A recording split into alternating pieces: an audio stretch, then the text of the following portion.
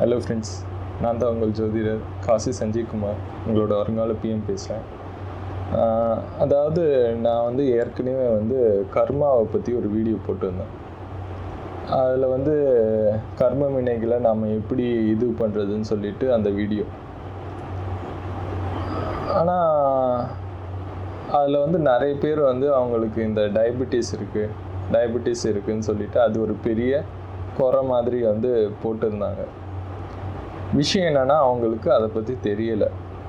So அதனால தான் அது இருக்கிறவங்களுக்கு அதை எப்படி மீறி வர்றது, அதுலேருந்து எப்படி ரிலீஃப் கிடைக்கிறது, இந்த வீடியோ நீங்கள் முழுசாக பார்த்தீங்கன்னா இனிமேட்டு உங்களோட டயபெட்டிஸை நீங்கள் க்யூர் பண்ணிடலாம் முழுமையாக. ஸோ அதுக்காக தான் இந்த வீடியோ போடுறேன்.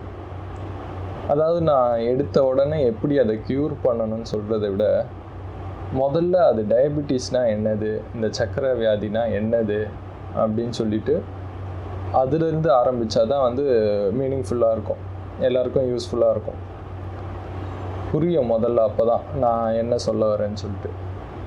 அதாவது நல்லா நம்ம எல்லாரும் ஒன்று புரிஞ்சுக்கணும், நம்ம எதுக்கு சாப்பிட்றோம் அப்படின்னு சொல்லிட்டு புரியணும். சாப்பிட்றதுனா பசிக்குது அதுக்கு சாப்பிட்றோம் அப்படின்னு சொல்லலாம். உடம்புல நிறைய சத்து வேணும், நம்ம தினமும் வேலை செய்யணும் இல்லையா, அதுக்கு சத்து நிறைய உடம்புல வேணும், அதுக்காக சாப்பிட்றோம் அப்படின்னு சொல்லலாம். உடம்புல ஃபுல்லாக ரத்தம் இருக்கு இல்லையா, அந்த ரத்தத்தை உற்பத்தி பண்ணவே சாப்பாடு வேணும். ஸோ இந்த காரணங்களால் தான் நாம் தினைக்கும் ஒரு 3 வேளை 2 வேளையாவது அட்லீஸ்ட் சாப்பிட்றோம். இப்போது டயபெட்டிஸ் இதில் எங்கேருந்து வந்தது?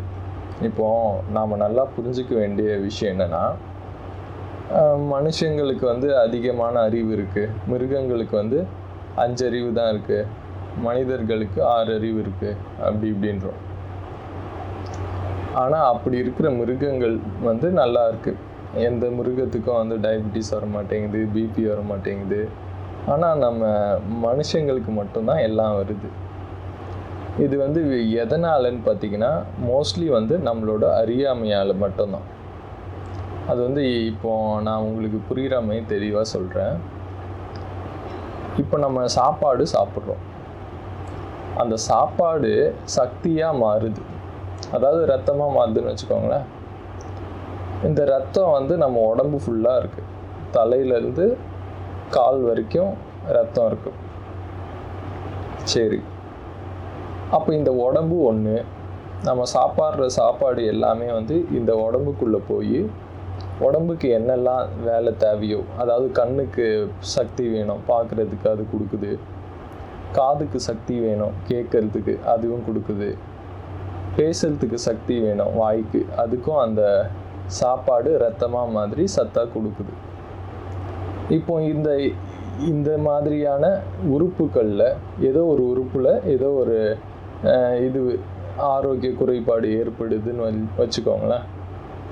கண்ணு சரியாக தெரியல, இல்லைன்னா காது சரியாக கேட்கல, ஏதோ இல்லைன்னா பேச சரியாக முடியல, இப்படி ஏதோ இதுவாக இருக்குன்னா நம்ம டாக்டரை போய் பார்க்குறோம். அந்த டாக்டர் பார்த்திங்கன்னா கண்ணுக்குன்னு ஒரு ஸ்பெஷலிஸ்ட் இருக்கார், காதுக்கு ஒரு ஸ்பெஷலிஸ்ட் இருக்கார், ஆர்ட்டுக்கு ஒரு ஸ்பெஷலிஸ்ட் இருக்கார், மூட்டுக்கெல்லாம் ஒரு ஸ்பெஷலிஸ்ட் இருக்கார். இந்த மாதிரி ஒவ்வொரு பாகத்துக்கும் ஒவ்வொரு ஸ்பெஷலிஸ்ட் இருக்காங்க டாக்டர்ஸ்.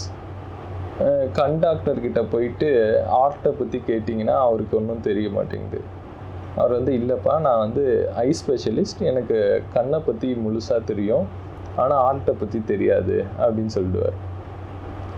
இதுவே ஒரு ஆர்ட் டாக்டர்கிட்ட போயிட்டு எனக்கு பல்லில் சரியான வலி இருக்குது அப்படின்னு சொன்னால், எனக்கு பல்லை பற்றி எதுவும் தெரியாதுங்க, நீங்கள் டென்டிஸ்ட்டை போய் பார்க்கணும் அப்படின்னு டென்டலுக்கு ஒரு தனியாக டாக்டர் இருக்காங்க. இப்போது இந்த உடம்பு ஒன்று, இந்த உடம்புல இருக்க ஒவ்வொரு பாகத்துக்கும் ஒவ்வொரு டாக்டர் இருக்காங்கன்னா என்ன அர்த்தம்? இந்த உடம்பை பற்றி முழுசாக அந்த டாக்டருக்கே தெரியலன்னு தானே அர்த்தம். அதாவது நம்ம சாப்பிட்ற சாப்பாடு தான் எல்லாத்துக்கும் முக்கியம். அந்த சாப்பாடு சாப்பிட்றோம், அந்த சாப்பாட்டுனால வந்து நம்ம உடம்பு வளருது. இப்படி தான் நம்மளோட உடம்பு இருக்குது. ஸோ இதுதான் நம்மளோட உடம்பு. நம்ம சாப்பிட்ற சாப்பாடு ரத்தமாக மாறி அந்த நல்ல ரத்தம் வந்து ஒவ்வொரு ஜீவனுக்கும் ஒவ்வொரு உறுப்புக்கும் தேவையான சக்தியை கொடுக்குது. நான் சொன்ன மாதிரி கண்ணுக்கு பார்க்குற சக்தியை கொடுக்குது, காதில் கேட்குற சக்தியை கொடுக்குது. அந்த மாதிரி எல்லா உறுப்புக்குமே அதுக்கு தேவையான சக்தியை வந்து கொடுக்குது. இதுதான் நம்மளுடைய உடம்பு முதல்ல. அப்போ இந்த டயபிட்டிஸ் ஒரு இது சொல்கிறாங்க இல்லையா, வியாதி அப்படின்னு சொல்லிட்டு, அது எதனால் வருது அப்படின்னு பார்த்தீங்கன்னா, கரெக்டாக நம்ம உடம்பு பெருசாக ரொம்ப இதுவெல்லாம் ஆராய்ச்சியெல்லாம் பண்ண வேண்டிய அவசியமே கிடையாது. உடம்பு பசிக்கும் போது சாப்பிட்டீங்கன்னா உடம்பு நல்லாயிருக்கும், அவ்வளோதான். அது சாப்பிட்றது ஒழுங்காக சாப்பிட்ணும். ஒழுங்காக சாப்பிட்டிங்கன்னா அது நல்லா ஜீரணமாகி நல்ல ரத்தமாக வரும். அந்த நல்ல ரத்தம் நல்ல சக்திகளை உடம்பு ஃபுல்லாக செலுத்தும். காலுக்கு தேவையான சக்தியை கொடுக்கும், கண்ணுக்கு தேவையான சக்தியை கொடுக்கும், எல்லா உறுப்புக்கும் தேவையான சக்தி அந்த ரத்தமே கொடுத்துரும். அதுதான் நம்மளுடைய உடம்பு. சிம்பிள், இதுதான் கான்செப்ட். இப்போ ஒரு சின்ன குழந்தையிலேருந்து எடுத்துக்கலாமே. ஒரு குழந்தை பிறக்குது, அது வந்து வளருது. அந்த குழந்தை வந்து சின்ன வயசில் பார்த்தீங்கன்னா எப்படி எல்லா குழந்தையும் இருக்கும், பசிக்கும்போது சாப்பிடும், பசி இல்லைன்னா சாப்பிடாது, ஜாலியாக விளையாடும், ஜாலியாக சுத்தம், எப்போ சாப்பிட்ணுன்னு தோணுதோ அப்போ மட்டும் சாப்பிடும். அந்த குழந்தைய அப்புறமேட்டு எடுத்துகிட்டு போய் என்ன பண்ணுவாங்க, ஸ்கூலில் சேர்ப்பாங்க. ஸ்கூலில் சேர்க்கும்போது வீட்டில் இருக்கும்போது அந்த குழந்தை எப்போ பசிக்குதோ அப்போ சாப்பிடும், டைமெல்லாம் பார்க்காது. ஆனால் அதே குழந்தைய வந்து ஸ்கூலுக்கு அனுப்பும்போது டைம் பார்க்குறோம், அப்பயே வந்து டைமுக்கு முக்கியத்துவம் கொடுக்க ஆரம்பிச்சிடும். காலைல வந்து ஒரு 10 மணிக்கு ஸ்கூல் பஸ் வருதுன்னா அப்பயே வந்து அந்த குழந்தைய கூட்டிகிட்டு வந்து சாப்பாடு வைக்கணும். அப்பயே வந்து ஸ்கூல் பஸ்னால் 10 மணிக்கு வராது, சாரி, ஸ்கூல் ஆரம்பிக்கிற டைம்னு வச்சுக்கோங்களேன். பஸ்ஸு வந்து அதுக்கு முன்னாடியே 8 மணி 8:30 மணிக்கே வந்துடுது. அப்போ அந்த குழந்தைய வந்து அதுக்கு முன்னாடியே சாப்பாடு ஊட்டிடுவாங்க. அந்த குழந்தை சொல்லும், இல்லைம்மா எனக்கு பசிக்கலை, இல்லை நீ இப்போ சாப்பிட்டே ஆகணும், இதோட மத்தியானம் தான் சாப்பாடுன்னு சொல்லி சாப்பாடு ஊட்டுவாங்க. அப்புறமேட்டு அது மத்தியானம் போய் சாப்பிடும். அப்புறமேட்டு ராத்திரி வீட்டில் வந்து சாப்பிடும்னு வச்சுக்கோங்களேன். இது ஒரு குழந்தையோட வாழ்க்கை. அப்பயும் அந்த குழந்தை நல்லா தான் இருக்குது. மேபி அது வந்து பசி இல்லாமல் சாப்பிடலாம் 1-2 வேளை, பட் வந்து உடம்பு நல்லா தான் இருக்குது. அதே குழந்தை பெரியவனாக வளருது, காலேஜ் படிக்குது, அப்புறமேட்டு வந்து அதே குழந்தை பெரிய ஒரு கம்பெனியில் வேலைக்கு போகிறான், ஒரு பெரிய ஆம்பளையாக மாதிரி, பையனாக மாதிரி. அப்போ வந்து கம்பெனிக்கு வேலை போகும்போது அங்கேயும் வந்து வேலையில் வந்து நிறைய ஸ்ட்ரெஸ் இருக்குது, நிறைய இது இருக்குது. அப்போ வேலைக்கு போகிற டயத்துலையாவது ஒழுங்காக அவனோட உடம்பை பார்க்க முடியுமான்னு கேட்டிங்கன்னா முடியறதில்ல. ஏன்னா வேலையும் இதே மாதிரி தான். 10 மணிக்கு அங்கே ஆஃபீஸில் இருக்கணும். அப்புறமேட்டு லஞ்சு வந்து ஒரு 1/2 மணி நேரம், 1லேருந்து 1:30 வரைக்கும் ஒரு லஞ்சுனா அந்த டயத்தில் தான் சாப்பிட்டாகணும். அதுக்கப்புறமேட்டு நைட்டு வீட்டுக்கு வந்து அப்புறமேட்டு இல்லை ஈவினிங் சாப்பிடுவாங்க. இதுதான் மனித வாழ்க்கை சராசரியாக. எல்லாரோட மனித வாழ்க்கையும் இப்படி தான் இருக்குது. சரி, இது நம்ம எல்லாருக்கும் தெரியும். தெரியாத ஒரு விஷயத்த சொல்ல போகிறேன் இப்போது புதுசாக. அதாவது நான் ஏற்கனவே சொன்ன மாதிரி நம்ம சாப்பிட்ற சாப்பாடு எல்லாமே ரத்தமாக மாறுது. ஆனால் நம்ம நல்ல சாப்பாடு சாப்பிட்டா நல்ல ரத்தமாக மாறும், கரெக்டு தானே? இல்லைன்னா தப்பான சாப்பாடை சாப்பிட்டா கெட்ட ரத்தமாக மாற வாய்ப்பு இருக்குது. ஒத்துக்கிறீங்களா? அப்படியும் இருக்குது. அது ஒரு கேட்டகரி. இன்னொன்று, அந்த நல்ல சாப்பாடையே நல்லபடி சாப்பிட்டீங்கன்னா நல்ல ரத்தமாக மாறும். அதே நல்ல சாப்பாடை நல்லபடி சாப்பிடாம தப்பாக சாப்பிட்டீங்கன்னா அது நல்ல ரத்தமாக மாறாது. அதில் தான் இந்த டயபெட்டிஸுங்கிற ஒரு விஷயம் வருது. அதாவது விஷயத்தை நல்லா புரிஞ்சுக்கோங்க. ஒரு குழந்தையிலேருந்து பார்க்கலாமே. குழந்தை பசிக்கும்போது சாப்பிடும், நல்லா சாப்பிட்டுட்டு இது பண்ணும். உடம்புக்கு அந்த குழந்தைக்கு ஒரு 500 சத்து தேவைன்னு வச்சுக்கோங்களேன். எக்ஸாம்பிள், நான் ஒரு பவர் கணக்கில் வரேன். ஒரு 500 பவர் வேணும்னா அந்த குழந்தை நிறைய சாப்பிடுது, நல்லா ஓடி ஆடுது. ஸோ அதனால் அந்த குழந்தைக்கு 500 பவருக்கு மேலேயே பவர் இருக்குதுன்னு வச்சுக்கோங்க. அந்த குழந்தைக்கு தேவையான பவர் சக்தி, அதாவது சக்தியை சொல்கிறேன், ஒரு யூனிட் கணக்கில் வச்சுக்கலாமா? சரி, யூனிட் கணக்கில் வச்சுக்கலாம். ஒரு 500 யூனிட்டு அந்த குழந்தைக்கு சக்தி வேணும். எதுக்கு சக்தினா, அந்த குழந்தை பார்க்கணும், ஓடணும், ஆடணும், எல்லாருக்கூடையும் விளையாடணும். இதுக்கு அந்த குழந்தைக்கு 500 யூனிட்டு சக்தி வேணும். ஆனால் அந்த குழந்தை நிறைய சாப்பிடுது, நல்லா சாப்பிடுது, கரெக்டாக சாப்பிடுது, நல்லா ஜீரணமாகுது அந்த குழந்தைக்கு. அதனால் அந்த குழந்தைக்கு 600 சக்தி கிடச்சிருச்சு. அப்போ அந்த 600 சக்தி 500 விட அதிகம் தானே. அந்த குழந்தையோட உடம்புக்கு 500 சக்தி தேவை. அப்போ அதிகம் ஒரு 100 சக்தி கிடைக்கும்போது என்ன ஆகும்? அந்த 100 எக்ஸ்ட்ராவாக கிடச்சிடுச்சு அப்படின்னு உடம்பு வெளியே தள்ளிடுமா அந்த சக்தியை? கிடையாது. அதே உடம்புல தான் அது வச்சுக்கும். எங்கே சேகரித்து வைக்கணும்னா, நம்மளோட முட்டிகளில், குழந்தையோட கணையம் பக்கத்தில், பேங்க்ரியாஸ் பக்கத்தில் சேர்த்து வைக்கும். இந்த மாதிரி உடலில் சில உறுப்புகள் இருக்குது. அந்த உறுப்புகளில் அதிகமான சக்தியை சேர்த்து வச்சிடும். அது ஏன் சேர்த்து வைக்குதுன்னா, அது அடுத்தது சொல்லும்போது உங்களுக்கே புரிஞ்சிடும். புரியுதுங்களா? ஒரு குழந்தையோட உடம்புக்கு 500 சக்தி தான் தேவை. ஆனால் அந்த குழந்தை நல்லா சாப்பிடுது, நல்லா ஜீரணமாகுது, எல்லாமே கரெக்டாக பண்ணுது. அதனால் 600 சக்தி அந்த குழந்தைக்கு உருவாயிடுச்சு. அப்போ 500 சக்தி உடம்புக்கு தேவையான சக்தி கரெக்டாக இருக்குது. மீதி 100 யூனிட் எக்ஸ்ட்ராவாக சக்தி இருக்குது இல்லையா? அந்த சக்தி என்ன ஆகுதுன்னா, அந்த குழந்தை உடம்புலையே சேமித்து வச்சுக்கும். இப்போ நாம் காசு எடுத்துகிட்டு வீட்டில் கொடுக்குறோம். அதுக்கப்புறமேட்டு கொஞ்சம் எக்ஸ்ட்ராவாக காசு வீட்டு செலவெல்லாம் போக வந்ததுன்னா அதை என்ன தூக்கி போட்டுடுறோமா? இல்லையே, பீரோவில் தானே சேர்த்து வைக்கிறோம். ஸோ அதே மாதிரி அந்த குழந்தை உடம்புலையும் ஒரு பீரோ இருக்குது. அந்த பீரோக்குள்ளே அந்த எக்ஸ்ட்ரா இருக்க 100 யூனிட் சக்தி சேமித்து வைக்கிறாங்க அந்த உடம்புல இருக்கிறவங்க. இதுதான் ஒரு உடம்போட இயக்கம். இப்படி தான் அந்த குழந்தைக்கு மட்டும் இல்லை, எல்லாரோட உடம்புலையும் அப்படி தான் நடக்குது விஷயமே. ஸோ இப்படி இருக்குது.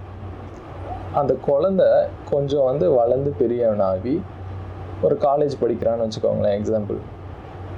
அப்போ ஆனால் சரியாக அவன் சாப்பிட்றது இல்லை. ஏன்னா ஸ்கூலு காலேஜ் படிக்கிறவங்கலாம் மோஸ்ட்லி பார்த்திங்கன்னா காலைல டிஃபன் சாப்பிட்றதில்ல, மத்தியானம் ஒரு டைம் கொடுப்பாங்க, அந்த டயத்தில் தான் சாப்பிடுவாங்க. கரெக்டாக சாப்பிட்றதில்ல, கரெக்டாக ஜீரணமாகறதில்ல, கொஞ்சம் கம்மியாகும். பெருசாக எல்லாம் கம்மியாயிடாது, கொஞ்சம் கம்மியாகும். அப்போ அந்த கொஞ்சம் கம்மியாகும்போது என்ன நடக்கும்னா, அந்த பையனுக்கும் ஒரு 500 சக்தி, 500 யூனிட்டு உடம்புல தேவை. அவன் செய்கிற வேலைக்கெல்லாம் 500 யூனிட்டு கண்டிப்பாக தேவை, அவனோட உடல் இயக்கத்துக்கு தேவை. ஆனால் அவன் 500 யூனிட்டுக்கு தான் கரெக்டாக சாப்பிட்றான். எக்ஸ்ட்ராவாக சேர்த்து வைக்கிற பழக்கம் இல்லை.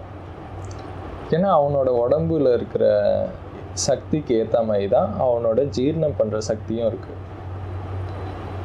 அவன் 600க்கு சாப்பிட்டா கூட, 600 யூனிட்டுக்கு சாப்பிட்டா கூட 500 யூனிட்டு நல்ல சக்தியாக வருது, 100 யூனிட்டு கெட்ட சக்தியாக வருது.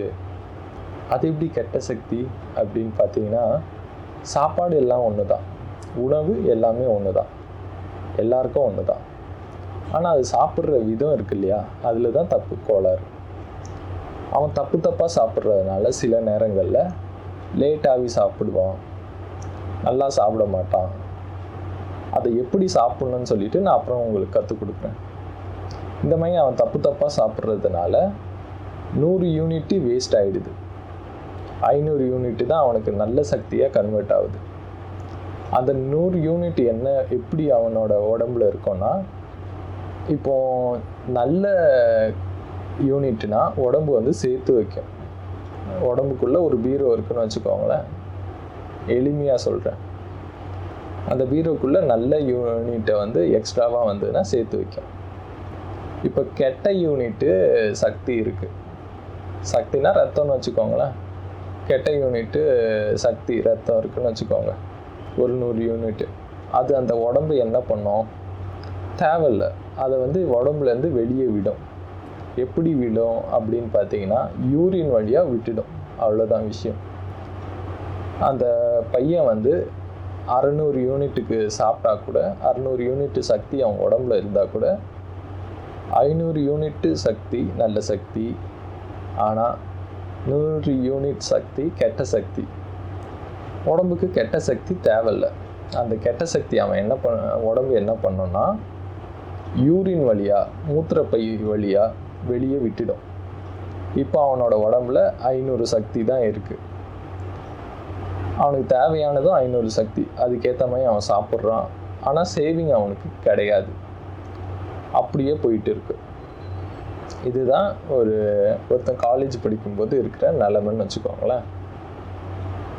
அதே பையன் காலேஜ் முடிச்சிட்டான்.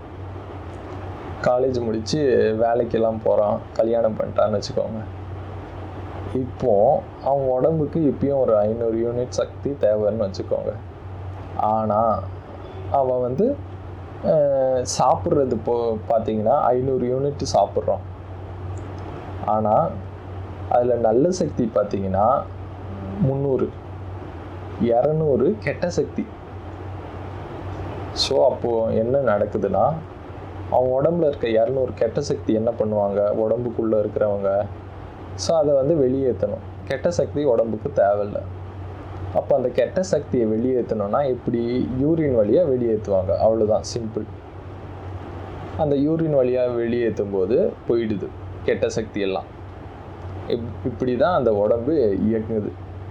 அப்போ அவன் உடம்புக்கு 500 சக்தி தேவை, ஆனால் 300 நல்ல சக்தி தான் இருக்குது. அவன் உடம்பு எப்படி இயங்கும்? யோசிச்சு பாருங்களேன், இயங்க வாய்ப்பு இல்லை இல்லையா?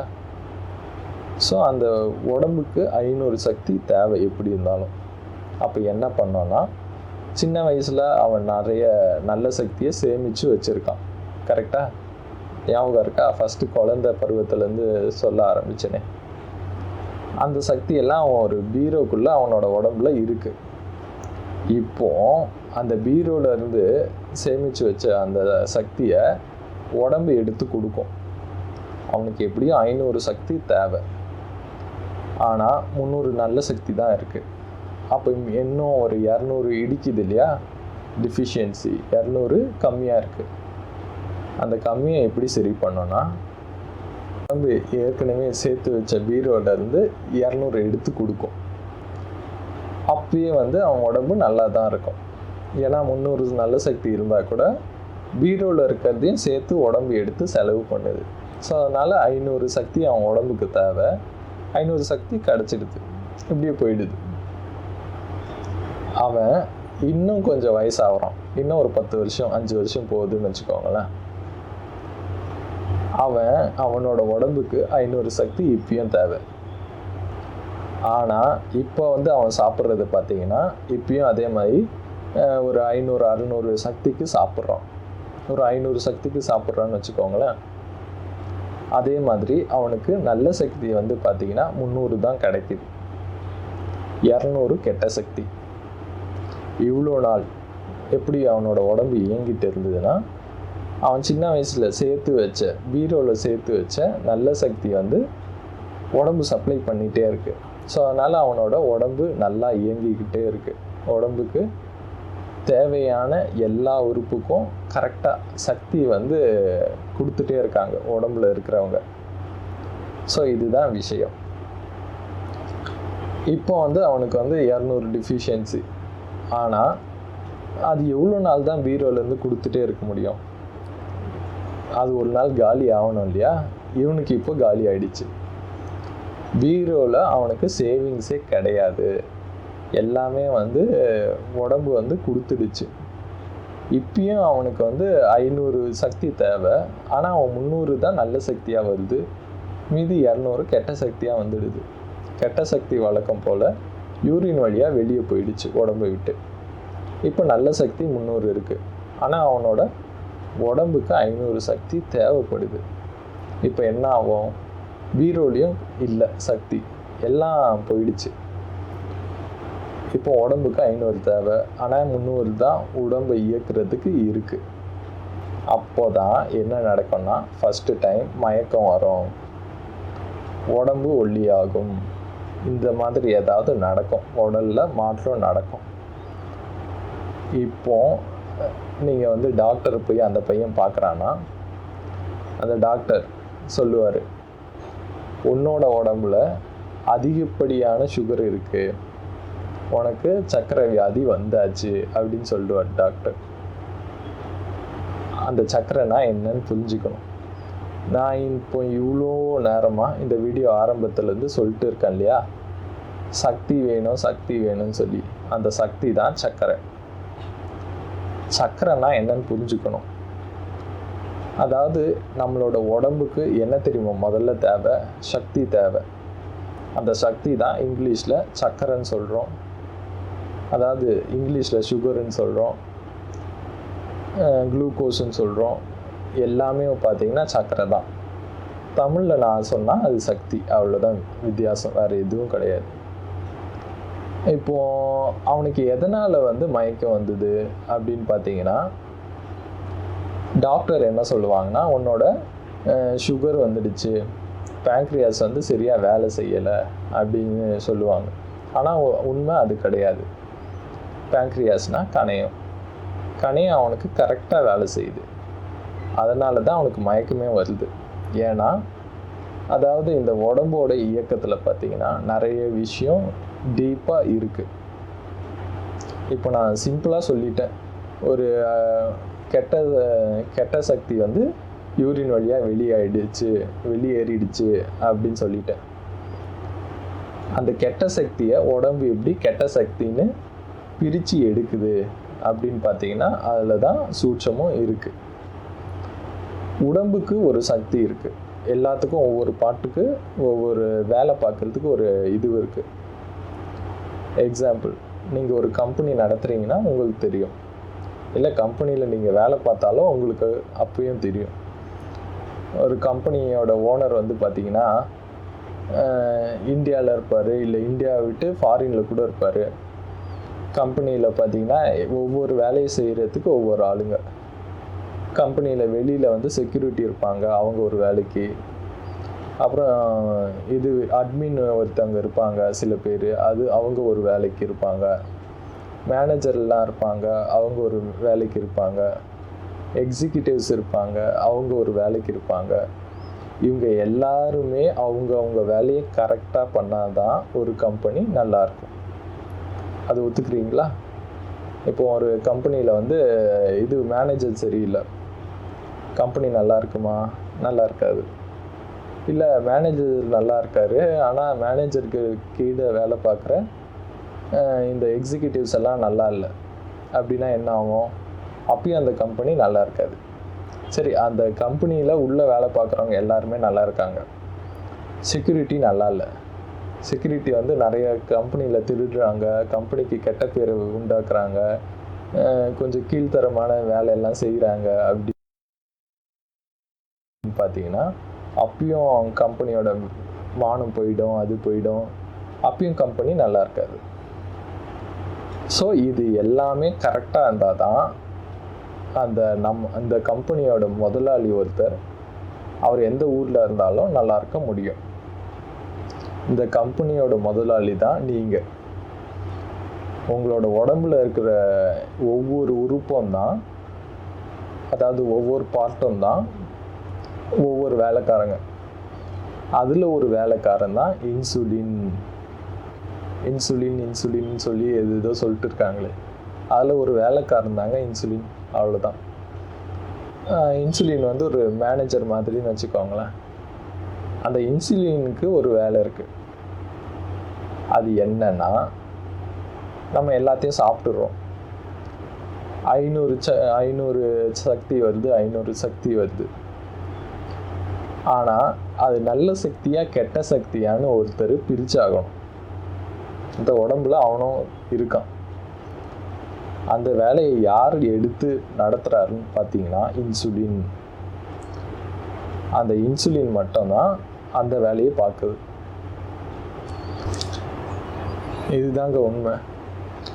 அதாவது எல்லாருமே சொல்கிறாங்க இல்லையா, உடம்புக்கு வந்து இன்சுலின் தேவை. இந்த சர்க்கரை வியாதி வந்தவங்க எல்லாருமே வந்து இன்சுலின் யூஸ் பண்ணணும் அப்படின்னு எல்லாரும் சொல்லிட்டு இருக்காங்க இல்லையா. அந்த இன்சுலின்னா என்னன்னு புரிஞ்சுக்கணும். இன்சுலின் என்னன்னா, நம்ம உடம்பு எல்லாத்தையும் ஏற்றுக்குது, சக்தியாக மாற்றிக்குது. நம்ம சாப்பிட்றோம் எல்லாத்தையும். நீங்கள் நல்லபடியாக கரெக்டாக சாப்பிட்டு இருந்தீங்கன்னா அது நல்ல சக்தியாக மாறும். அப்போ அந்த இன்சுலின் என்ன பண்ணோன்னா பர்மிஷன் கொடுத்து நீ இந்த உடம்புலேயே இருக்கலாம் அப்படின்னு சொல்லிட்டு பர்மிஷன் கொடுப்பாரு. அந்த மேனேஜர் என்னன்னா, இன்சுலின் ஒரு மேனேஜர். அந்த இன்சுலினோட வேலை என்னன்னா, கம்பெனியில் வரவங்க எல்லாரையும் பார்ப்பாரு. அவன் ஒழுங்காக வேலை பார்த்தானா கம்பெனியில் வேலை பார்க்க விடுவார். அவனுக்கு சரியான குவாலிஃபிகேஷன் இல்லைன்னா துரத்தி விட்டுருவார். அதே தான் அந்த இன்சுலினோட வேலை இந்த உடம்புக்குள்ளே. அப்போ என்ன பண்ணோன்னா, அந்த இன்சுலின் கெட்ட சக்தி வருது இல்லையா, அது எல்லாத்தையும் மூத்திரப்பை யூரின் வழியாக வெளியில் அனுப்பிச்சிருவார். அதுதான் விஷயம். இன்சுலினோட வேலை இவ்வளோ தான், வேறு எதுவும் கிடையாது. உடம்போட இயக்கம் இப்படி தான் இருக்குது. இப்போ நீங்கள் வந்து என்ன சொல்கிறது, நீங்கள் வந்து மயக்கம் போட்டு விழுந்து டாக்டர்கிட்ட போகிறீங்க. டாக்டர் வந்து உங்களுக்கு வந்து சுகர் இருக்குது, யூ ஆர் டயபெட்டிக் அப்படின்னு சொல்கிறார்.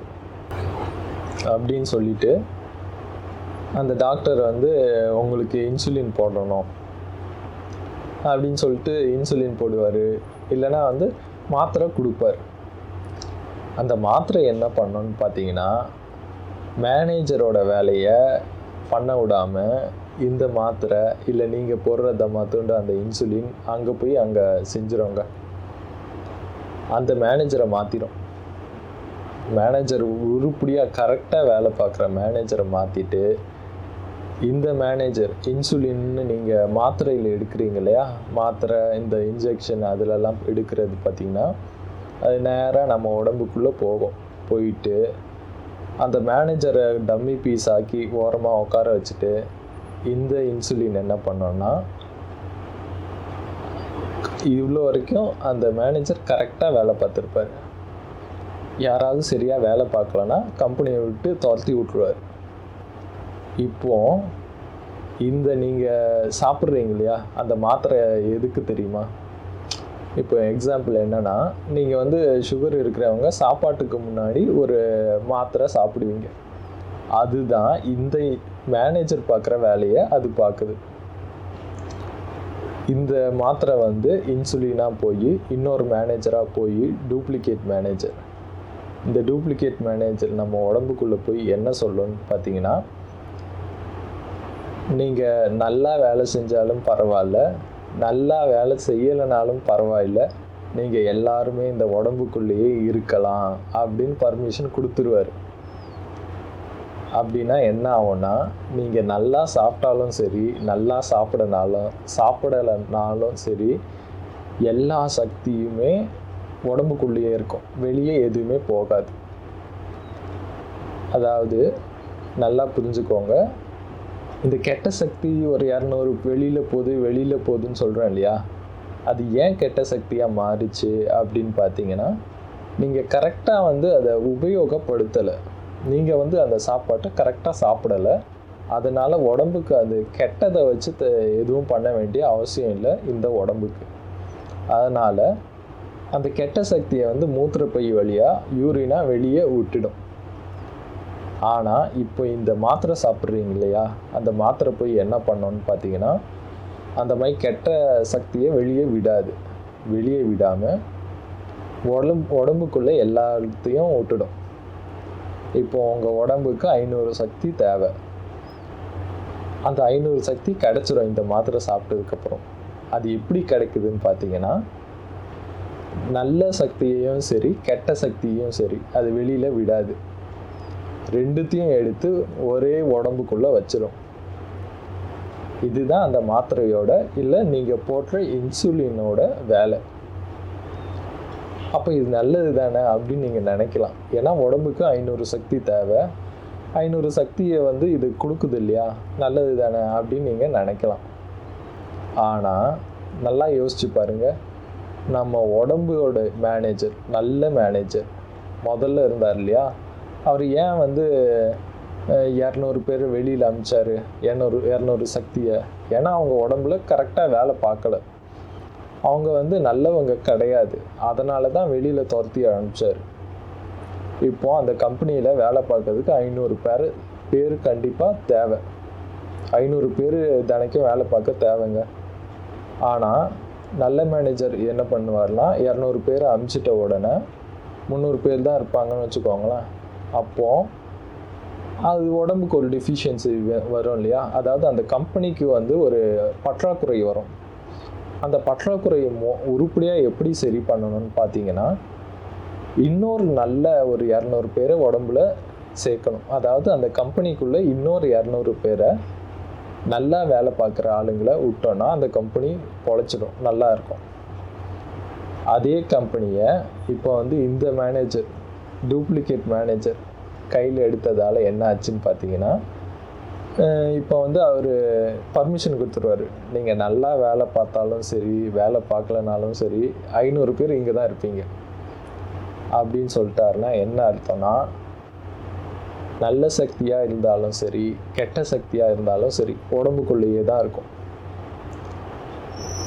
இப்போ அந்த கம்பெனியோட ஷார்ட் ரன்னுக்கு அது நல்லாயிருக்கும். ஷார்ட் ரன்னுக்கு நல்லாயிருக்கும்.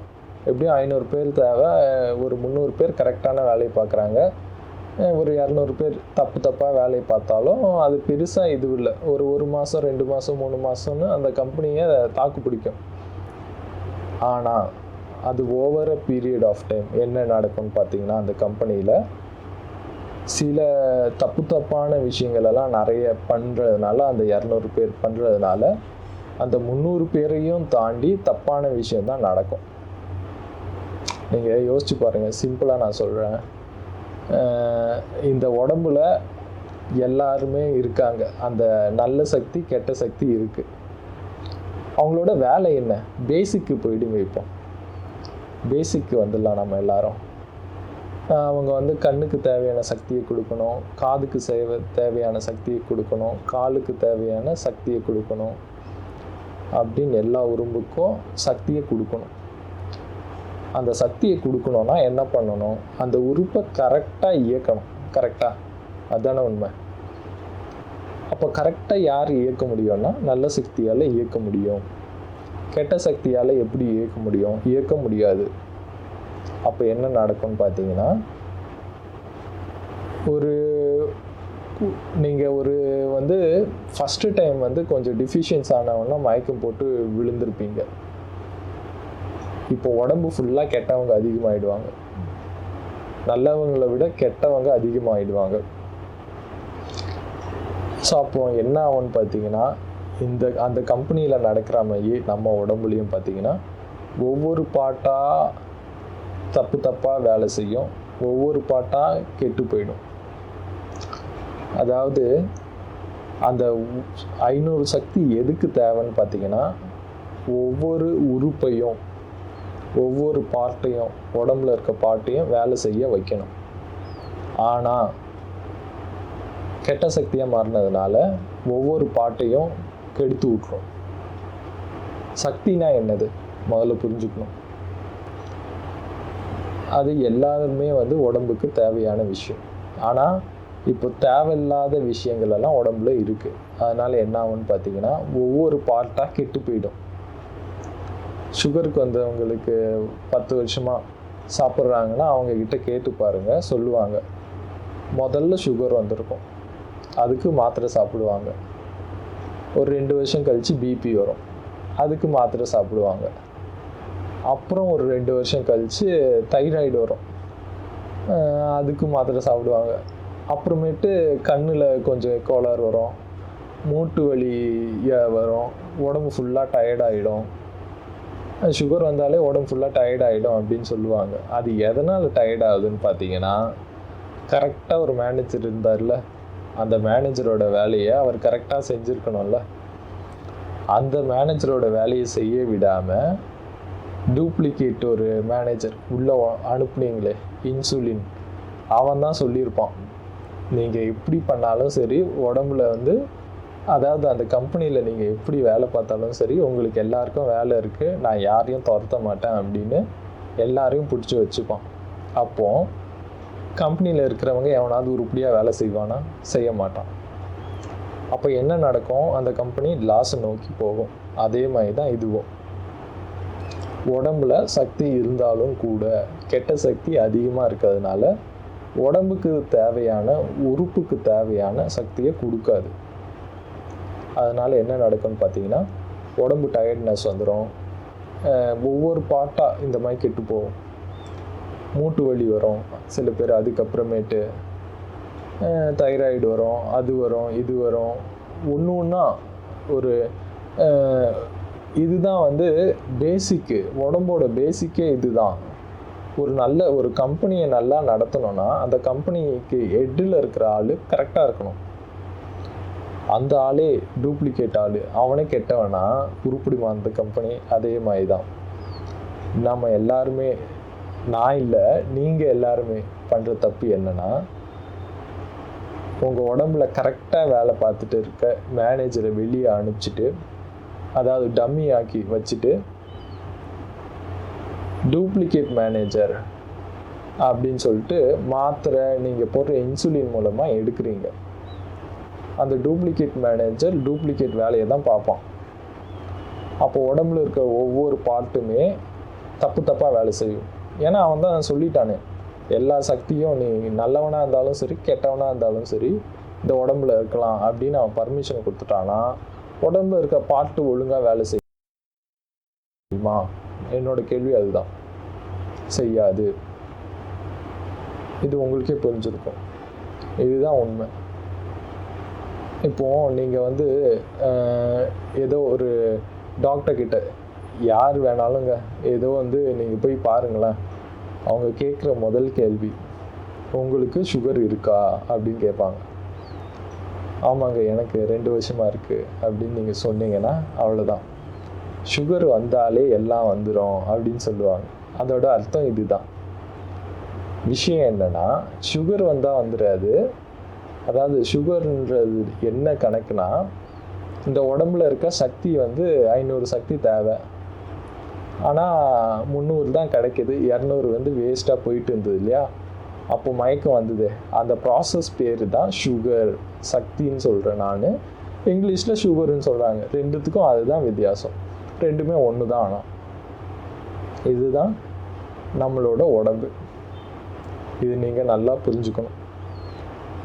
நீங்கள் பண்ணுற முதல் தப்பு என்னென்னா, முதல் தடவை இந்த மாதிரி சுகருன்னு யாராவது சொல்லிட்டாங்கன்னா மாத்திரை வாங்கி சாப்பிட்றது. அதுவே ஃபஸ்ட்டு தப்பு.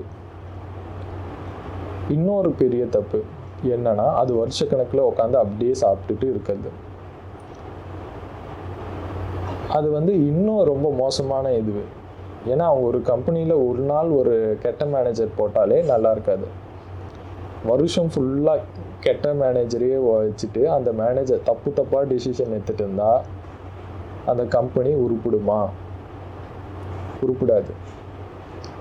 அதே தான் உங்களுடைய உடம்புல நடக்குது இன்னைக்கு. இதுதான் உண்மை. அதாவது இந்த உலகத்தை பற்றி நீங்கள் நல்லா புரிஞ்சுக்கணும். என்னை பொறுத்த வரைக்கும் டயபெட்டிக் பேஷண்ட்டும் ஒன்று தான், குடிகாரனும் ஒன்று தான். நிஜமாங்க, ரெண்டுக்கும் ஒரே ஃபார்முலா தான். இப்போது ஒரு குடிகாரன் இருக்கான்.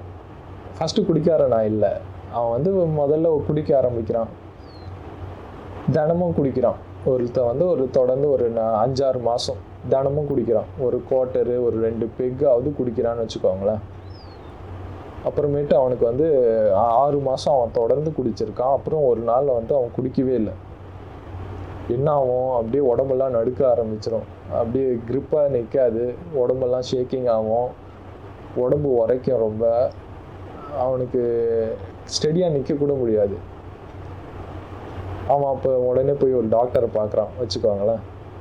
அந்த டாக்டர் சொல்கிறார், ஏன் ஷேக்கிங் ஆகுது, என்ன நடக்குது அப்படின்னு கேட்டாருன்னா அவன் சொல்கிறான், இந்த மாதிரி நான் 6 மாதமாக குடிச்சிட்டு இருக்கேன் டாக்டர், இன்றைக்கி ஒரு நாள் குடிக்கல, அதனால தான் இந்த மாதிரி ரொம்ப ஷேக்கிங் ஆகுது உடம்பெல்லாம், என்னால் நிற்கக்கூட முடியல அப்படின்னு டாக்டர்கிட்ட சொன்னார்னா அந்த டாக்டர் சொல்கிறாரு, நீங்கள் இவ்வளோ 6 மாதமாக குடிச்சிட்டு இருந்தீங்க இல்லையா, அதை நிற்பாட்டினதுனால தான் உங்களுக்கு ஷேக்கிங் ஆகுது.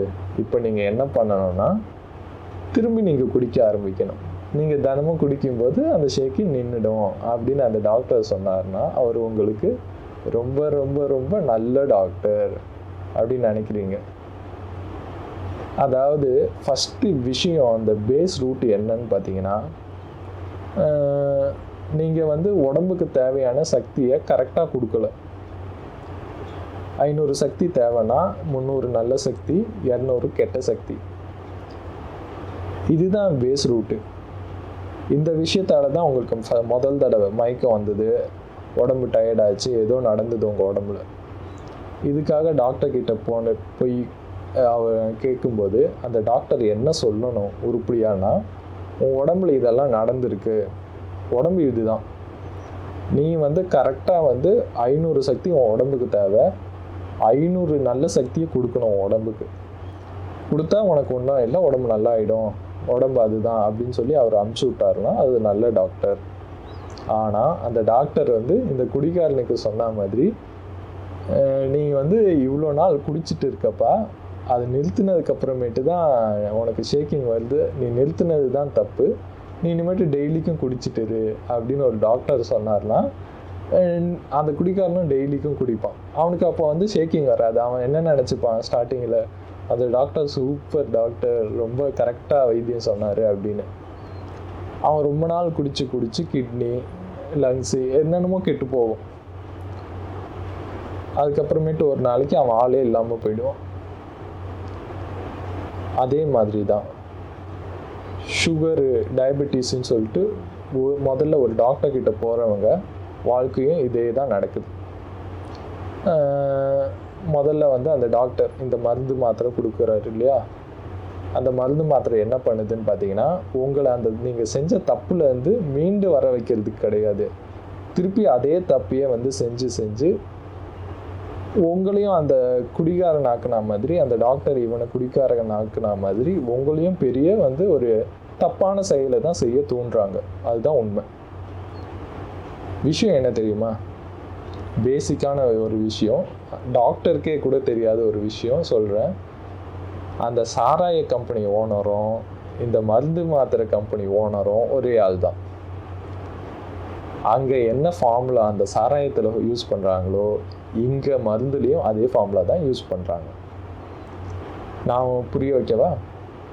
அதாவது விஷயம் என்னென்னா, லாஜிக் என்ன தெரியுமா, இன்றைக்கி உலகத்தில் நடந்துட்டு இருக்குது, உலகத்தில் இருக்க பெரிய பெரிய சாராய ஃபேக்ட்ரிக்கு ஓனர் இருக்காங்க பார்த்தீங்களா, எல்லாத்துக்கும் பார்த்தீங்கன்னா ஒரு ஓனர் தான் இருப்பாங்க கடைசியாக. அதே மாதிரி உலகத்தில் இருக்க பெரிய பெரிய மருந்து மாத்திரை கம்பெனிக்கும் ஓனர், ஒவ்வொரு மருந்து மாத்திரை கம்பெனிக்கும் ஒவ்வொரு ஓனர்னால் கடைசியில் பார்த்தீங்கன்னா எல்லா மருந்து மாத்திரை கம்பெனிக்கும் ஒரே ஒரு ஓனர் தான். அந்த ஓனர் யாருன்னு பார்த்தீங்கன்னா, இந்த சாராயம் விற்கிற ஓனரும் மருந்து மாத்திரை கம்பெனி ஓனரும் ஒரே ஆள் தான். அவன் சாராயத்தில் யூஸ் பண்ணுற அதே ட்ரிக்கை தான் இங்கேயும் யூஸ் பண்ணுறான். நான் ஒரு எக்ஸாம்பிள் சொல்கிறேன். முதல்ல ஒருத்தர் சாராயம் குடிக்க ஆரம்பிக்கிறான். அது முதல் முறையாக ஆரம்பிக்கும்போது லைட்டாக ஒரு சின்ன பெக்கு அடித்தாலே போதை ஏறிடும். ஒரு மாதிரி மயக்கம் வர மாதிரி இருக்கும், தலை சுற்றுற மாதிரி இருக்கும், குன்னு உடம்பு ஃபுல்லாக ஏதோ ஏறினா மாதிரி, முறுக்கேறினா மாதிரி இருக்கும். அவன் ஒரு 2-3 நாள் குடிப்பான், அதுவே போதையாக இருக்கும். அப்புறமேட்டு அது குடித்தா போதை ஏறாது அவனுக்கு. ஒரு பெக்குலேருந்து ஒரு 2 பெக்குக்கு மாறுவான், அப்போ தான் அவனுக்கு போதை ஏறும். அப்புறம் கொஞ்ச நாள் போனதுக்கப்புறம் அந்த 2 பெக்குலேயும் போதை ஏறாது. அப்புறம் ஒரு குவார்ட்டருக்கு மாறுவான். அதிகப்படுத்திகிட்டே இருப்பான். அப்புறம் குவார்ட்டர் அடித்தா தான் அவனுக்கு போதை ஏறும். அப்புறமேட்டு குவார்ட்டர் அடித்தாலும் போதை ஏறாது. அப்புறமேட்டு ஆஃப் அடித்தா தான் போதை ஏறும். ஆஃப் அடிக்க ஆரம்பிச்சிருவான். அதுவும் கொஞ்ச நாள் போயிட்டதுக்கப்புறமேட்டு ஆஃப் அடித்தாலும் போதை ஏறாது. ஃபுல்லு வேணும் போதை ஆகணும்னா. அதே மாதிரி தான் இந்த சுகர் வந்தால் டாக்டர் மாத்திரை கொடுக்குறாங்க இல்லையா, முதல்ல 1-2 மாத்திரை கொடுப்பாங்க. அப்புறமேட்டு உடம்பு அதுக்கு கட்டுப்படாது. கொஞ்ச நாள் போனதுக்கப்புறமேட்டு இன்னும் கொஞ்சம் அதிக மாத்திரை. அதுக்கப்புறமேட்டு இன்னும் கொஞ்ச நாள் போனதுக்கப்புறம் இன்னும் கொஞ்சம் அதிகம். இப்படி அந்த குடிகாரனுக்கு எப்படி ஒரு சின்ன ஒரு பெக்குலேருந்து ஃபுல்லுக்கு போனானோ அதே மாதிரி தான் இந்த டாக்டர்கள் என்ன பண்ணுறாங்கன்னு பார்த்தீங்கன்னா, ஒரு மாத்திரையிலேருந்து அவனை பெருசாக ஒரு பெக்குலேருந்து ஒரு குடிகாரனாக ஒரு ஃபுல் அடிக்கிற குடிகாரனாக மாற்றுற மாதிரி இங்கேயும் அதே தான் வேலை செய்யுது. ஏன்னா அந்த சாராயத்தில் இருக்கிற ஒரு கெமிக்கலும் நீங்கள் சாப்பிட்ற மாத்திரையில் இருக்கிற ஒரு கெமிக்கலும் ரெண்டும் ஒன்று தான். அதுதான் சூட்சமத்தில். இது தெரியாமல் சாப்பிட்டுட்டு இருக்கீங்க. நிறைய டாக்டர்ஸ்க்கு இதை பற்றி பெருசாக தெரியாது. சில டாக்டர்ஸ்க்கு, பல டாக்டர்ஸ்க்கு தெரியும். தெரிஞ்சாலும் அவங்க எதுக்காக வேலை பார்க்குறாங்கன்னு பார்த்தீங்கன்னா, துட்டுக்காக தான். ஏன்னா இந்த மாதிரி மருந்து மாத்திரை கம்பெனிக்கெல்லாம் அவங்க அக்ரிமெண்ட் போட்டுருவாங்க.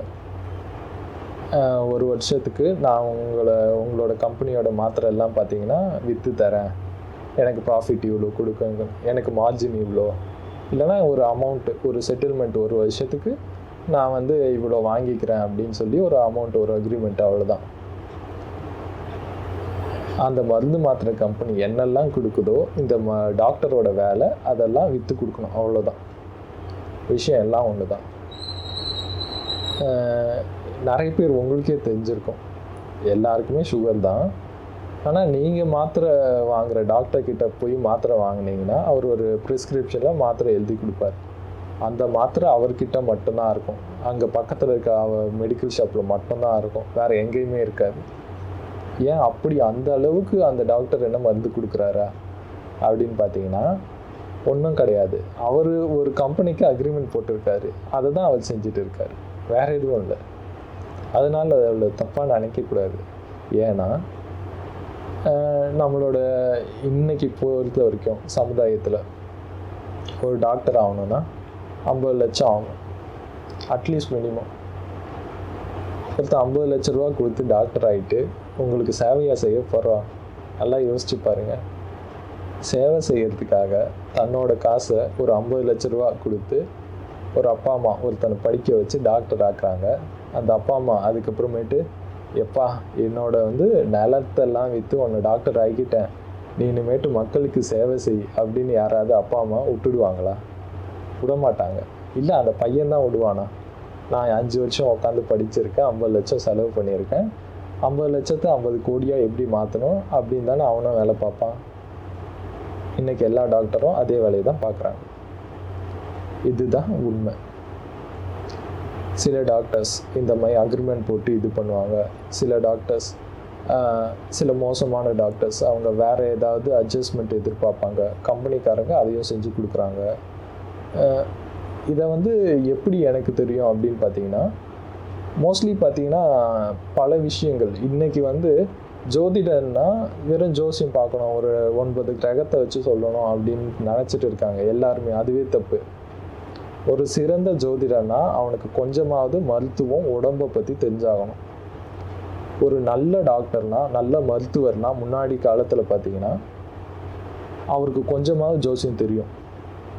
அப்படி தான் ஒரு மருத்துவர்னாலும் ஜோசியம் தெரிஞ்சிருக்கணும், டாக்டர்னாலும் அதாவது டாக்டர்னால் ஜோசியம் தெரிஞ்சிருக்கணும், ஜோசியர்னா கொஞ்சம் உடம்பை பற்றியும் தெரிஞ்சுக்கணும். இதுதான் உண்மை விஷயம். இது தாங்க இந்த டாக்டர்ஸ் பண்ணுற தொழில் ரொம்ப புனிதமான தொழில். சில தொழில்கள் எல்லாம் இருக்குது, அதில் ரொம்ப புனிதமானது இந்த மருத்துவ தொழில் பண்ணுறது, ஜோசியம் பார்க்குறது, இந்த வாஸ்து சாஸ்திரம் பண்ணி ஒருத்தரோட வாழ்க்கையை மேம்படுத்துறது, இந்த மாதிரி பல தொழில்கள் நல்ல தொழில்கள், ரொம்ப நல்ல தொழில். ஆனால் அது தப்பாக செஞ்சிங்கன்னா அதுதான் பெரிய தோஷம், பெரிய பாவம். இன்றைக்கி நிறைய பேர் தெரிஞ்சோ தெரியாமலையோ அதே பாவத்தை தான் பண்ணிட்டு இருக்காங்க. உண்மையே அதுதான். இதில் பல பேர் பல விஷயத்த சொல்லிகிட்டு இருக்காங்க டாக்டர்ஸ். அதாவது நீங்கள் வந்து சாப்பாடு ரைஸு நிறைய சாப்பிட்றீங்க, அரிசி சாப்பிடக்கூடாது, இந்த பழ வகைகள் சாப்பிடக்கூடாது, நீங்கள் சப்பாத்தி தான் சாப்பிடணும் அப்படின்னு ஒரே ரொட்டீனு. அது இங்கே இருக்கிற டாக்டர்ஸ் சொல்கிறது. இது வந்து நீங்கள் நார்த் இந்தியா போய் பார்த்தீங்கன்னா அங்கே எல்லாருமே பார்த்தீங்கன்னா சப்பாத்தி கண்டிப்பாக சேர்த்துப்பாங்க சாப்பாட்டில். நீங்கள் ஒரு ஹோட்டலில் போய் சாப்பாடு கேட்டாலும் அவன் ஃபஸ்ட்டு சப்பாத்தி வச்சுட்டு தான் அப்புறமேட்டு கொஞ்சம் ரைஸ் வைப்பான். அந்த மாதிரி நார்த் இந்தியாவில் முதல்ல ரைஸு, அதாவது ரைஸை விட கோதுமைக்கு தான் பிரதானம். ஏன்னா அங்கே கோதுமை அதிகமாக விளையுது. நம்மளுக்கு பார்த்திங்கன்னா அரிசி இங்கே நிறைய விளையுது, அதனால தான் நம்ம அரிசி சாப்பிட்றோம். ஆனால் இந்த டாக்டர்ஸ் என்ன சொல்கிறாங்க, நீங்கள் வந்து இது பண்ணுங்கள், கோதுமை சாப்பிடணும், அங்கே இருக்கிறவங்க வந்து நீங்கள் அரிசி சாப்பிட்ணும் அப்படின்னு நார்த் இந்தியாவில் இருக்கிற டாக்டர்ஸ் அப்படி சொல்கிறாங்க. இது எல்லாமே எதுக்காகன்னு பார்த்தீங்கன்னா இவங்க டாக்டர்ஸ் தெளிவாக இல்லை. முதல்ல உண்மையே அதுதான். டாக்டர்ஸ் ரெண்டு விதமாக இருக்காங்க இன்றைக்கி இருக்கிற டாக்டர்ஸ். ஒன்று, அந்த டாக்டருக்கே விஷயம் என்னன்னு தெரியாது. ஏன்னா ஒரு டாக்டர்னால் என்னன்னு பார்த்தீங்கன்னா ஒவ்வொரு துறையை பற்றி படிக்கிறாங்க. இப்போ ஒவ்வொரு உடம்பை பற்றி ஒவ்வொரு பார்ட்டை பற்றி படிக்கிறாங்க. நான் முன்னாடியே சொன்ன மாதிரி கண் டாக்டர்கிட்ட ஆர்ட்டை பற்றி கேட்டால் அவருக்கு தெரிய மாட்டேங்குது. ஆனால் கண்ணுக்கும் ஆர்ட்டுக்கும் தேவையான சக்தி நம்ம சாப்பிட்ற சாப்பாட்டிலேருந்து அதே சாப்பாடு தான் கன்வெர்ட்டாக ஆக்கி உடம்பு கொடுக்குது. இதுதான் உண்மை. நம்ம உடம்புல எந்த பார்ட்டில் ஒரு ஆரோக்கிய குறை வந்தாலுமே பேசிக்கை சரி பண்ணால் எல்லாமே சரியாயிடும். உண்மையே அவ்வளோதான். ஆனால் அந்த பேசிக்கை சரி பண்ணுறதை விட இவங்க தனித்தனியாக பிரிச்சிடுறாங்க. இப்போ வந்து ஒரு சிலபஸ் கொடுக்குறாங்க. ஒரு வந்து டாக்டர் ஆகணும் அப்படின்னா 5 வருஷம் உட்காந்து படிக்கிறாங்க. அதில் ஒரு தனியாக ஒரு ஸ்பெஷலிஸ்ட் ஆகணும்னா ஒவ்வொரு இதில் ஒவ்வொரு விதமாக 1 வருஷம் 2 வருஷம் எல்லாம் படிக்கிறாங்க. அப்படி படிக்கும்போது வந்து அவங்க ஸ்பெஷலிஸ்ட் ஆகிடுறாங்களா அப்படின்னு பார்த்தீங்கன்னா அவங்களுக்கு ஒரு சிலபஸ் தராங்க. இப்போ வந்து சிலபஸில் என்ன இருக்கோ அதுதான் அவங்களுக்கு தெரியும். கரெக்டாக? உண்மை அவ்வளோதானே. ஒரு டாக்டர்கிட்ட வந்து சிலபஸில் இல்லாத விஷயத்தை போய் கேட்டால் தெரியுமா? தெரியாது. அந்த சிலபஸ் யார் ரெடி பண்ணுறா அப்படின்னு பார்த்தீங்கன்னா அதில் ஒரு பெரிய அரசியல் இருக்குது. அந்த சிலபஸ் எல்லாமே பார்த்தீங்கன்னா பெரிய பெரிய யூனிவர்சிட்டியிலேருந்து பெரிய பெரிய ஒரு இன்ஸ்டியூட்லேருந்து வருது. எல்லா டாக்டருக்கும் எல்லாரோட யூனிவர்சிட்டிக்கும் கொடுக்கறது ஒரு பெரிய மேஜரான ஒரு யூனிவர்சிட்டி. அந்த யூனிவர்சிட்டியை யார் நடத்துறதுன்னு பார்த்தீங்கன்னா இந்த சாராய கம்பெனிக்கும் மருந்து கம்பெனிக்கும் ஓனராக இருக்கிற ஒரே ஆள் தான் அவ்வளோ பெரிய இன்ஸ்டியூட்டையும் நடத்துகிறாரு. அவரும் அதுக்கு தான் ஓனர். ஸோ அதனால் அவர் சொல்கிறத தான் வித்தாகணும். அலோபதி இதுதான், புரிஞ்சுக்கோங்க எல்லாருமே. இதுதான் விஷயம் அதில். ஸோ அதனால் நம்ம வந்து டாக்டரையும் முழுசாக குறை சொல்ல முடியாது. அவங்க ஏமாத்துறாங்க, மோசமானவங்க அப்படின்னு கிடையாது.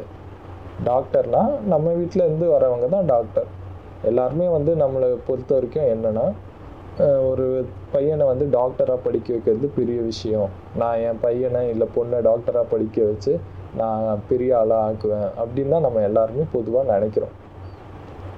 இன்னொன்றும் பொதுவாக என்ன நினைக்கிறோன்னா டாக்டர் படித்தா எல்லாமே தெரியும் அவங்களுக்கு அப்படின்னு நம்ம ஒரு நினப்பு இருக்குது நம்மளை பொறுத்த வரைக்கும். அவங்களுக்கு என்ன தெரியும்னா அவங்களுக்கு சொல்லி கொடுக்குற சிலபஸில் என்ன இருக்கோ அதுபடி தான் அவங்க செயல்படுத்துவாங்க. அதுதானே உண்மை. ஒரு போலீஸ்காரர்னால் அவர் உயர் அதிகாரி என்ன சொல்கிறாரோ அதை தான் அவர் செஞ்சாகணும். அதே மாதிரி ஒரு டாக்டர்னால் டாக்டருக்கு ஒருத்தவங்க படிக்கிறாங்கன்னா அவங்களுக்கு என்ன கற்றுக் கொடுக்குறாங்களோ அதுதானே அவங்க கற்றுக்க முடியும். அதுதானே உண்மை. விஷயமே இவ்வளோதான். ஸோ உண்மை இதுதான். டாக்டரை நம்ம வந்து குறை சொல்ல முடியாது. ஆனால் பேசிக்காக நம்ம உடம்பை பற்றி பல விஷயங்கள் நாம் தெரிஞ்சு வச்சுக்கணும். இப்போ வந்து எல்லாருக்குமே பொதுவாக இந்த மாதிரி சுகர் வந்தவங்களுக்கு, டயபெட்டிஸ் வந்தவங்களுக்கு காலில் தான் அதிகமான இஷ்யூஸ் வருது அப்படின்னு சொல்லுவாங்க. காலில் என்ன வருது அப்படின்னு பார்த்தீங்கன்னா, காலில் குத்துது, காலில் வந்து குடையுது, காலில் வலிக்குது அப்படின்னு சொல்லுவாங்க. அப்புறமேட்டு கால் கட்டை விரல் கொஞ்சம் வந்து அழுகிடும், அதை வெட்டுவாங்க. அதுக்கப்புறமேட்டு இன்னும் கொஞ்சம் கால் கெட்டு போயிடும், அப்புறம் 6 மாதம் கழித்து இங்கே மேலே வெட்டுவாங்க அப்படின்னு சில பேர் வீட்டில் தொடை வரைக்கும் வெட்டியெல்லாம் படுத்துட்டு இருக்காங்க. இதுக்கு எல்லாமே என்ன விஷயம்னு பார்த்தீங்கன்னா, அறியாமல் மட்டும்தான். ஏன் முதல்ல காலில் வந்து அதிகமாக கெட்டு போகுது, கால் ரொம்ப மேஜரான பார்ட்டாக வருதுன்னு பார்த்தீங்கன்னா, உடம்புல அதிகமான ரத்தம் எங்கேயும் செட்டில் டவுன் ஆகாது, எங்கேயும் போய்கிட்டே இருக்கும். தலையில் வந்து ரத்தம் ரொம்ப நேரம் நிற்காது, அதாவது சக்தி, அந்த சக்தி வந்து ரொம்ப நேரம் நிற்காது, போயிட்டு வந்துட்டு இருக்கும். கையிலையும் சரி, வயிற்றுலையும் சரி, எல்லா இடத்துலையும் சரி. ஆனால் காலில் மட்டும் கொஞ்சம் நேரம் நிற்கும், அங்கே செட்டில் டவுன் ஆகிடும் கொஞ்சம் சக்தி. ஸோ அப்போது வந்து கெட்ட சக்தி அங்கே செட்டில் டவுன் ஆகும்போது அங்கே இருக்கிற பார்ட்டெல்லாம் கெட்டு போக வச்சிரும். ஸோ அதனால்தான் காலில் இருந்து ஆரம்பிக்கும். முதல்ல ஒரு புண்ணு வரும், அது ஆறாது. அப்புறமேட்டு ஒரு விரல் வந்து கெட்டு போயிடும், அதை வெட்டி எடுப்பாங்க. இப்படி படிப்படியாக இது பண்ணுறது இப்படி தான். நான் ஜஸ்ட்டு சிம்பிளாக சொல்கிறேன். ஒரு பாட்டிலில் வந்து தண்ணி ஊற்றி வைக்கிறீங்க. தண்ணியோட ப்ரெஷரு, ஃபோர்ஸ் எங்கே அதிகமாக இருக்கும்? பாட்டிலோட கீழே தானே.